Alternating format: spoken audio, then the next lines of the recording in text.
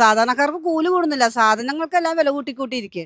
പെട്രോളിന് എന്തൊക്കെ വന്നാലും ഇപ്പൊ പ്രൈസ് കൂടുതലാണല്ലോ, അതുകൊണ്ട് നമുക്ക് ട്രാവലിംഗിന്റെ കോസ്റ്റും കൂടുതലാണ്. എന്തൊക്കെ വന്നാലും ഒത്തിരി എക്സ്പെൻസ് ഒക്കെ അതിന്റെ കൂടുതൽ തന്നെ വരുന്നുണ്ട്. ഇപ്പൊ ഫുഡിന്റെ ഫണ്ടും കാര്യങ്ങളും കൂടി നമുക്ക് അതേമാതിരി സാലറിയും കാര്യങ്ങളും കൂടി കിട്ടിയാൽ ഒന്നും കൂടി ബെറ്റർ ആയിരുന്നു തോന്നുന്നു. ഒരു ദിവസം കടത്തിവിടാൻ എത്ര രൂപ വേണം? മീനില്ലാത്തൊരു സാധാരണ ഊണിന് 100 രൂപയാകും. ഇനിയിപ്പോ ഒരു ബിരിയാണി കഴിക്കണം തോന്നിയാലോ പോക്കറ്റിൽ 200 രൂപയെങ്കിലും വേണം. ഇനിയിപ്പൊ രാവിലെയും വൈകുന്നേരവും കഴിക്കുന്ന ചായയുടെ കൂടി ഒരു കടിയും കൂടിയായ ബജറ്റ് കണക്ക് തെറ്റും. സ്വന്തം നാടും വീടും വിട്ട് കൊച്ചി പോലൊരു നഗരത്തിൽ ജോലിക്കായിട്ട് വരുന്നവർക്ക് ദിവസം 300 മുതൽ 400 രൂപയാണ് ഭക്ഷണത്തിന് വേണ്ടി മാത്രം ആകുന്നത്. ഞങ്ങൾ ഈ ജോലിക്ക് വരുന്നത് കൂലി വേല ചെയ്യാൻ വരുന്നതാണ് ഞങ്ങൾ സാധാരണക്കാർ. അപ്പം നമുക്ക് ഇങ്ങനെ വില കൂട്ടി വരുമ്പോൾ നമുക്ക് താങ്ങാൻ പറ്റാത്തൊരവസ്ഥ. നേരത്തെ സബ്സിഡി ഉണ്ടായിരുന്നു, ഇപ്പം സബ്സിഡിയും ഇല്ല. പിന്നെ കൂടുതലും വില കുറയ്ക്കാനാണ് ഞങ്ങളുടെ ഒരു ആഗ്രഹം. വില കുറച്ച് കഴിഞ്ഞാൽ സാധാരണക്കാർക്ക് താങ്ങാൻ പറ്റും, വില കൂടിക്കൊണ്ട് പോയാൽ ഞങ്ങൾക്ക് താങ്ങാൻ പറ്റത്തില്ല, പ്രശ്നമാണ്. അതുപോലെ നമുക്ക് കൂലിയൊന്നും കൂടുന്നില്ലല്ലോ, സാധാരണക്കാർക്ക് കൂലി കൂടുന്നില്ല, സാധനങ്ങൾക്കെല്ലാം വില കൂട്ടിയിരിക്കുക. ഞങ്ങൾ ജോലി ചെയ്യുന്നതനുസരിച്ച് നമുക്ക് സാലറി കൂട്ടുന്നില്ല. ഇപ്പൊ ബസ് ഫെയർ ആണെങ്കിലും അവർ കൂട്ടും, കുറച്ച് നാൾ കഴിയുമ്പോൾ സമരം ചെയ്യും.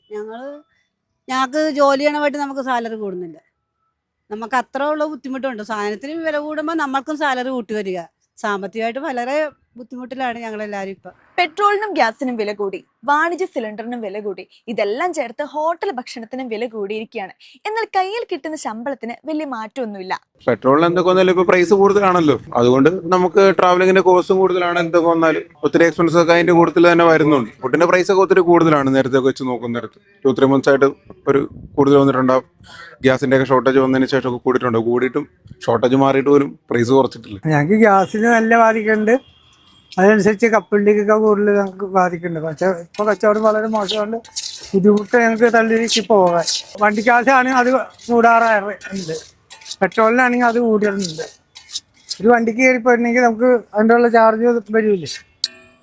പിന്നെ ജീവിതശൈലി എന്ന് വെച്ചാൽ ഇപ്പം അരിക്കൊക്കെ പഴയ പോലെ തന്നെ അരിയുടെ ബുദ്ധിമുട്ട്, പിന്നെ നമ്മുടെ ബിസിനസിൻ്റെ മാത്രം ഇച്ചിരി ബുദ്ധിമുട്ടുള്ളൂ. കച്ചവടത്തിനുള്ള ഗ്യാസിനാണ് ഏറ്റവും കൂടുതൽ വില കൂടുതൽ.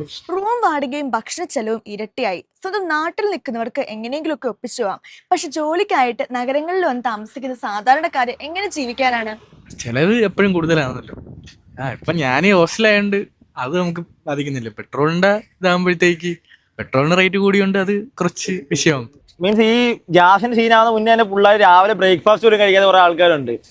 ഫുഡിന്റെ എക്സ്പെൻസീവ് ഉണ്ട്, അപ്പൊ അവര് കഴിക്കുന്നത് ഉച്ചയ്ക്കാവാം രാത്രിയാവാം. പക്ഷെ ഇപ്പൊ ഈ എക്സ്പെൻസീവ് ആവാൻ കുറെ മിഡിൽ ക്ലാസ് പിള്ളേരായാലും അല്ലെങ്കിൽ അത്രയും ഫണ്ട് ഇല്ലാത്ത പിള്ളേരായാലും രാവിലെ ഫുഡ് കഴിക്കത്തില്ല, ഉച്ചയ്ക്ക് ഫുഡ് കഴിക്കത്തില്ല, രാത്രി മാത്രം ഫുഡ് കഴിക്കുന്നത്. കാരണം ഇപ്പം 10 രൂപയ്ക്ക് ചായ കുടിച്ചാൽ നമ്മളിപ്പോൾ എത്ര ചായ കുടിക്കുന്നത്? 15 രൂപ. നമുക്കതിനകത്ത് അഫോർഡ് ചെയ്യാൻ പറ്റുന്നില്ലല്ലോ. എന്തായാലും ഭയങ്കര എക്സ്പെൻസീവ് ആണിത്. ഒന്നത് കൊച്ചി ഇരിക്കുന്ന കാര്യം അറിയാലോ, കൊച്ചി ഏത് ജില്ല വെച്ച് നോക്കിയാലും ഏറ്റവും എക്സ്പെൻസീവ് ഉള്ളത് കൊച്ചിയിലാണ്. ഇപ്പോൾ ഒരു പാർട്ട് ടൈം ജോലിക്ക് പോകുന്ന ഒരു പിള്ളേർക്ക് കിട്ടുന്ന മാസം എത്ര 8 രൂപ തൊട്ട് 12 രൂപ ആയിരിക്കും, മാക്സിമം ഒരു 15 രൂപ ആയിരിക്കും. ബാക്കിയുള്ള ചിലവൊക്കെ കഴിഞ്ഞിട്ട് ഫുഡിന് വേണ്ടി മാറ്റി വെച്ചാലും ഫണ്ട് തികയത്തില്ല. കാരണം ഇപ്പൊ ഭയങ്കര എക്സ്പെൻസീവാ ഫുഡിന്റെ കാര്യത്തിൽ. നമ്മൾ എന്ത് ചെയ്താലും ഭയങ്കര എക്സ്പെൻസീവ് ആണ് കൊച്ചിയിൽ. ഇപ്പൊ ഫുഡിന്റെ ഫണ്ടും കാര്യങ്ങളും കൂടി നമുക്ക് അതേമാതിരി സാലറിയും കാര്യങ്ങളും കൂടി കിട്ടിയാൽ ഒന്നും കൂടി ബെറ്റർ ആയിരുന്നു തോന്നുന്നു. പിന്നെ ഇപ്പൊ നമുക്ക് 15 കിട്ടുമ്പോൾ ആദ്യം സേവിങ്സ് ഒക്കെ ഉണ്ടായിരുന്നു. ഇപ്പൊ എല്ലാതും ഒക്കെ പാടെ കൂടിയത് കൊണ്ട് ഒരു 15 ഒരു 20-30 കിട്ടണം, എന്നാലേ നടക്കുള്ളൂ. ഇല്ലെങ്കിൽ ഒന്നിലോ ഒരു ദിവസം 2 വർക്ക് ചെയ്യണമെങ്കിൽ വേണം, എന്നാലേ നടക്കുള്ളൂ ലൈഫിലൊക്കെ. ഇപ്പോഴത്തെ സിറ്റുവേഷൻ ഭയങ്കര ടാസ്കാ. രാവിലെ ടു വൈകുന്നേരം വരെ ഒരു വർക്കിന് പോവാ, പിന്നെ അത് കഴിഞ്ഞിട്ട് പിന്നെ ഡെലിവറിയും കാര്യങ്ങളൊക്കെ പോവാ. ഇതിന്റെ ഇടയിൽ പഠിത്തം കാര്യങ്ങളും നോക്കണമെങ്കിൽ ഭയങ്കര ടാസ്കാ. ഫുഡ് എവിടെയെങ്കിലും കഴിക്കാൻ പോകണമെന്ന് പറഞ്ഞെങ്കിൽ ഏതെങ്കിലും ഒരു ഭാഗത്തൊക്കെ നമുക്ക് കമ്മി റേറ്റിൽ ഫുഡ് ഉള്ളൂ.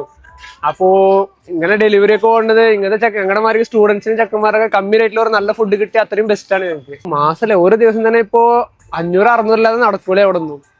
അന്നത്തെ പ്രത്യേകിച്ച് എറണാകുളത്തൊക്കെ നല്ല സിറ്റി അല്ലേ, ഇവിടെയൊക്കെ ഒന്നുകൂടി എക്സ്പെൻസീവ് അല്ല ഫുഡും കാര്യങ്ങളൊക്കെ. വണ്ടിയാണെങ്കിൽ ഇപ്പോൾ സ്പ്ലെൻഡർ ആയതുകൊണ്ട് മൈലേജ് ഇല്ലാതുകൊണ്ട് കുറച്ച് കുഴപ്പമില്ല. പക്ഷെ ഇപ്പൊ ഞങ്ങളുടെ മാർക്ക് ഇപ്പൊ എക്സ്പൾസോ അങ്ങനെ ചെക്കന്മാരൊക്കെ എടുത്ത് നടക്കുന്നവർക്ക് സ്റ്റുഡൻസിനൊക്കെ ഭയങ്കര ടാസ്ക് തന്നെ.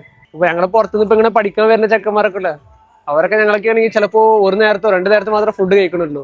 അപ്പോ അതിൽ ചിലർ തല കറങ്ങി വീഴുക, അങ്ങനെ ഓരോരുത്തർക്ക് കുറെ പ്രശ്നങ്ങളൊക്കെ ഉണ്ട്. അതൊക്കെ ഒന്ന് ഫുഡിന്റെ ലെവലാണ് ഒന്ന് മാക്സിമം പിന്നെ കിട്ടുന്ന സാലറി കുറച്ച് കൂടുതൽ കിട്ടിയ ഒന്നുകൂടി ബെസ്റ്റ് ആയിരുന്നു. കുട്ടിയായി കഴിഞ്ഞപ്പോൾ ട്രാവലിംഗ് ഒക്കെ കൂടുതലും കാറിലായിരുന്നു. നമുക്കപ്പോൾ അതിൻ്റെ എക്സ്പെൻസ് കൂടിയിട്ടുണ്ട്. പിന്നെ ഈ പറഞ്ഞ പോലെ എത്രയോ 100 രൂപ 120 രൂപ വെച്ച് ഗ്യാസിന് കൂടിയിട്ടുണ്ട്. അപ്പം അത് പൊതുവേ ഈ പറഞ്ഞ പോലെ ഹോട്ടൽ ഫുഡ്സ് എല്ലാം ഇതിൻ്റെ വില കൂടുന്ന നമുക്ക് ഭയങ്കരമായിട്ട് ബാധിക്കുന്നുണ്ട്. നമുക്ക് ആ പെർസെൻറ്റേജ് വെച്ച് നോക്കിയാൽ കിട്ടണ സാലറിയുടെ പെർസെൻറ്റേജ് എപ്പോഴും കുറവായിരിക്കുള്ളൂ. കാരണം ഒരു 50% 25 ഹൈക്ക് വരുമ്പോൾ നമുക്ക് അത്രയും സാലറി ഹൈക്ക് എന്തായാലും കിട്ടില്ല. നാട് വിട്ട് ജോലിക്കായിട്ട് മറ്റു നഗരങ്ങളിൽ താമസിക്കുന്ന നിങ്ങൾക്ക് എന്താണ് പറയാനുള്ളത്? കമന്റ് ചെയ്യൂ.